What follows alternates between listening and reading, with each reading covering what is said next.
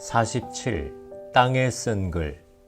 요한복음 7장 53절에서 8장 11절. 다 각각 집으로 돌아가고 예수는 감난산으로 가시니라. 아침에 다시 성전으로 들어오시니 백성이 다 나아오는지라. 앉으사 그들을 가르치시더니 서기관들과 바리새인들이 음행 중에 잡힌 여자를 끌고 와서 가운데 세우고 예수께 말하되, 선생이여, 이 여자가 간음하다가 현장에서 잡혔나이다. 모세는 율법에 이러한 여자를 돌로 치라 명하였거니와 선생은 어떻게 말하겠나이까? 그들이 이렇게 말함은 고발할 조건을 얻고자 하여 예수를 시험함이로라. 예수께서 몸을 굽히사 손가락으로 땅에 쓰시니 그들이 묻기를 마지 아니하는지라. 이에 일어나 이르시되, 너희 중에 죄 없는 자가 먼저 돌로 치라 하시고 다시 몸을 굽혀 손가락으로 땅에 쓰시니 그들이 이 말씀을 듣고 양심의 가책을 느껴 어른으로 시작하여 젊은이까지 하나씩 나가고 오직 예수와 그 가운데 섰는 여자만 남았더라. 예수께서 일어나사 여자 외에 아무도 없는 것을 보시고 이르시되, 여자여, 너를 고발하던 그들이 어디 있느냐? 너를 정죄한 자가 없느냐? 대답하되, 주여, 없나이다. 예수께서 이르시되, 나도 너를 정죄하지 아니하노니 가서 다시는 죄를 범하지 말라 하시니라. 본문 시작에 괄호로 표시된 것은 어떤 사본에는 없다는 뜻입니다. 대개 3세기 이전 사본에는 없었고 이후 사본에서 발견됩니다. 이 말씀이 어느 부분에 들어가야 적절한지 사본에 따라 차이가 있습니다. 실제 있었던 사건은 분명한데 어디에 들어가는지가 불분명한 것 같습니다. 여인이 음행 중 현행범으로 잡혔습니다. 율법에 따르면 결혼한 사람이 간음할 경우 돌로 치라고 규정되어 있습니다. 자기들이 아는 율법대로 처리하지 않고 그 여인을 예수님에게 데려온 것은 다른 저희가 있는 것입니다. 더욱 이상한 것은 간음을 했으면 상대 남자가 있었을 터인데 남자는 어디로 빼돌리고 여자만 잡아온 것입니다. 대체로 간음의 문제에 있어서는 남자의 책임이 더 많지 않던가요? 형평성의 문제에서 보면 불공평한 것 같습니다. 사람들이 간음한 여인을 예수님께 데리고 온 것은 자신들이 문제를 해결하기 곤욕스러워서 자문을 구하기 위해서가 아니라 예수님을 올무에 넣으려는 것입니다. 그 여인과 예수님을 함께 심판하려는 나쁜 의도가 있습니다. 음행을 한 여자와 남의 약점을 빌미로 상관도 없으신 예수님까지 죽이려는 바리새인 중 누가 더 나쁜가요? 저들은 예수님의 딜레마를 잘 알고 있습니다. 예수님께서는 사랑하라, 자비를 베풀라, 용서하라 하셨는데 만일 간음한 여인을 놓아주라 하신다면 봐라, 율법을 지키지 않는 사람이다라고 정죄할 것입니다.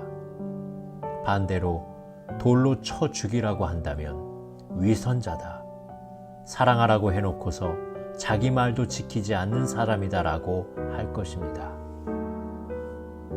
양날을 가진 검과 같이 사랑과 정의 사이에 딜레마가 있습니다. 사랑을 따르자니 정의롭지 못하게 되고 정의를 구하자니 사랑이 없는 것이 됩니다. 이론적으로는 해결할 수 없는 문제입니다. 예수님께서는 잠잠히 앉아 땅에 글을 쓰셨습니다. 무엇이라고 쓰셨을까요? 예수님과 사람들 사이에 잠시의 침묵이 흘렀습니다. 그리고 예수님이 사람들을 둘러보시면서 너희 중에 죄 없는 자가 먼저 돌로 치라고 하셨습니다. 돌로 치라는 말씀이지만 조건이 붙어 있습니다. 죄 없는 자가 먼저. 이 말은 치란 말입니까? 아니면 치지 말라는 말입니까? 예수님은 질문에 대하여 다시 질문하심으로 답변을 하십니다. 돌 던질 자격이 있는 사람은 죄가 없는 사람입니다. 이제 질문은 자신을 향하고 있습니다. 나는 돌 던질 자격이 있나? 내가 과연 이 여인보다 나은 것이 무엇인가? 가늠한 여인이 이제는 자기를 비추는 거울이 됩니다. 남의 죄는 나를 비추는 거울입니다. 남이 잘못하는 것을 볼 때 정죄하기 전에 자신을 비춰 보아야 합니다. 양심의 가책을 받은 사람들이 하나씩 돌아갑니다. 어른들부터 돌아갔습니다. 오래 산 만큼 지은 죄가 많던지 아니면 생각이 깊어서인지 결국 하나도 남지 않았습니다. 그래도 성경의 상황은 정말 다행스럽습니다.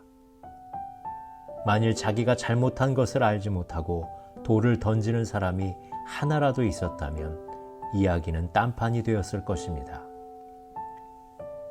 예수님의 말씀의 권유 앞에 모두 힘을 잃은 것입니다.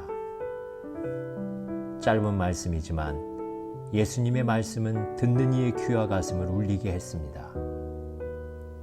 말씀이 칼이 되어 심장을 파고드니 그 여자가 불쌍해지고 팔이 풀리고 손이 떨렸습니다.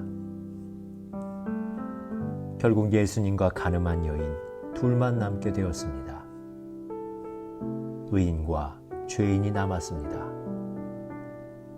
예수님이 돌을 던질 수 있는 유일한 사람입니다. 그러나 예수님께서 나도 너를 정죄하지 아니하노니 가서 다시는 죄를 범하지 말라고 하십니다. 이것은 치유의 말씀입니다. 죄를 짓기 전에는 예방의 말씀을 하지만 이미 죄를 지은 경우는 정죄하기보다 치료를 해야 합니다.